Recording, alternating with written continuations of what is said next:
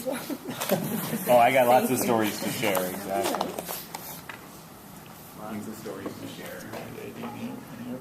No, it wasn't Eddie in the airplane. Yeah, I was going to answer that.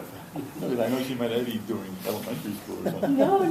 Oh. I was in college. Oh. So first, as the general evaluator, let's call for some reports and hear how everyone did.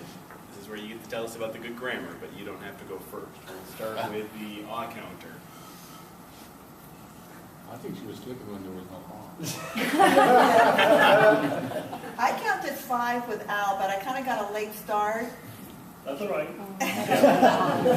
Chandra, I did not notice a lot of odds in Chandra. No, she did. Right. I did hear her say so a lot, and I don't know if that's a form of an ah. You might want to. Awe is the universal crutch, but then you will develop new ones as a speaker to confuse people more. So, see, that's what I caught in her, but they sounded smooth, so I wasn't sure if that was. Yeah, it just kind of keeps the tone going smooth. I didn't hear any major double clutches, which is another one. And, so, then, we, stuff like that. Lloyd, I counted 5. But again, they were minor, nothing obvious. But I dispute the first one because I didn't say anything. Yeah, I know. No, I think you got lost. I think you're No, the problem was he said it, but you were late on it, so he probably said, I didn't say that. I think his first word was I. Yeah. You know why? He was super late on it.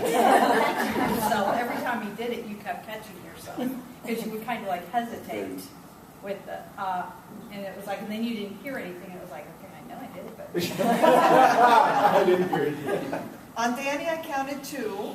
And so from late. Which that's something that you should not do, right, Matt? No, you should no, not, I you just should not did it. self-proclaim like in the middle of a speech. Just go smoothly. That's only because I feel your family. I wouldn't have done that in a real meeting. All right. And yet, I counted more. But I counted, I think 9, but it was not an obvious off. But, they were very... It couldn't have been because I didn't hear it. I do that a lot. I have that problem. So it's just...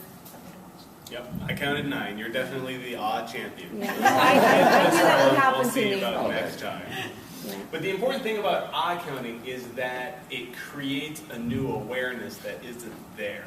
So I didn't want to debate with Mark before the beginning of the meeting, and we talked a little bit about this before at the first meeting, but to go back, you don't realize you're doing it in the first place, so you don't pay any attention to it. So in a way, he's right. It's like, well, then don't pay any attention to it because you're going to bring their awareness to that. Right. But to be a better speaker, you need to stop doing it. So the first step is to bring the awareness to it exactly as it happens, because even when you get it after the fact, you don't believe it. You didn't hear yourself doing it. So if we didn't tap during the meeting, you'd be like, oh, I wasn't doing that. No, You don't have the awareness. I heard her do it, and it made me more nervous. Right. And it will at My first. papers fell and everything. And that was a great part for the evaluations. I noticed your paper fell, and it didn't throw you off that much. You're able to let it go. And I left it on the floor. And you left it on the floor. See, that's the key thing.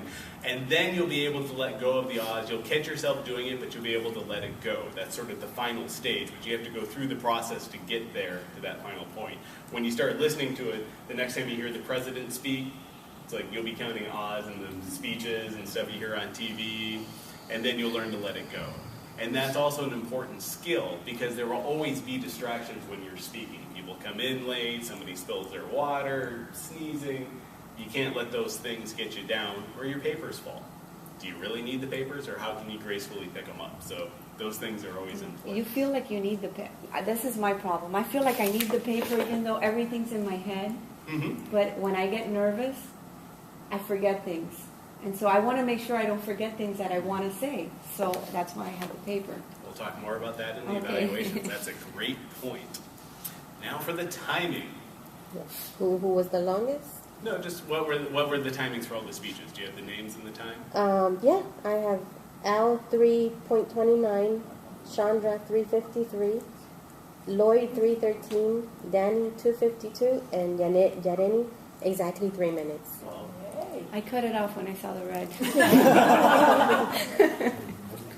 No, and that's good. Were you able to see the timing? I was looking at. Yes. Should they keep it up? Until I saw them seeing it. You Right, I you was made going to sure say they you should saw display it longer, but Okay. you were making eye contact and getting that, like, gotcha. Yeah, you see it? Yeah, because I looked over at you and I never saw it up, so I said, I'm wondering if she's doing it. Yeah, And I I felt saw like- it. Okay. Oh, same here. Wait a second. Good. I saw it. All right, so we got the timing. And now for our grammarians report. Well, I'm nobody to judge anybody's grammar. I wouldn't know a hanging participle if it hit me in the head. but I kind of went like with flow more than like grammar, because I can't pick up during the middle of the speech. I can't pick up the grammar, whether it's plural or I just can't for some reason. I'll try to get better at it. I know it's supposed to make me a better listener, being a grammarian. Just like for Al, I think the body language was good. I know it's part of your evaluation, but I think the body language, he moved from behind the podium and made eye contact and used good body language. But some of the sentences were fragmented. He would jump stop it like halfway and maybe jump to a new one. Chandra, great smile, laugh. That's intoxicating to see it. But a good use of grammar and let us in her life, which was good. But also maybe some mid jumping off in mid sentences or thoughts, going from one to the other without completing one maybe. That's called nerves. Lloyd, actually very good. The flow was very good, and he's my boss, but this has nothing to do with me. Job descriptions are coming. And also maybe the kind of like the same thing, like when you hear a speech and like the thought is not completed and they go to the next one, a little bit of that. And speaker 4 was Dan. Dan did a little bit of that, stopped mid sentences and then started with another one, and there was some long pauses in between there. And Yaneli's, the flow was good. The only thing there was a use of an acronym that during her education, MIS, that some people might not know what that is. So it might have been better just to say it. Pretty much that's it, all in all. Okay. Robbie, I think you stopped listening midway the sentence. I don't think it was us. It could be my hearing. To add a supplement to your report, with the grammarian, like, for example, when you said, we have to stop our sports, then I'm like, well, there's a perfect one. I have to stop my sports. And then he said, me and my sports, like it's his girlfriend. And then he took a mistake, but he did it on purpose. And then it's like, okay, that makes it humorous, and I like that. So that's a good use of breaking the rules, as it were. The farm is a passionate to me, my tranquility base. Those are some nice words when it's like tranquility base. I was thinking about the moon for a little bit, and then just, it must be nice to be out there in the farm and out in nature with something that you love with your parents. And then when Chandra said, I'm more excited about my grandson than my own children. Those little moments and words where it's like, wow, I don't know what that's like yet, since my kids are only 4, but it's something to look forward to. And then as other grandparents, I can see that. You don't have all the attachment to the kids. You don't have to worry about the day-to-day and the feeding. You just get to enjoy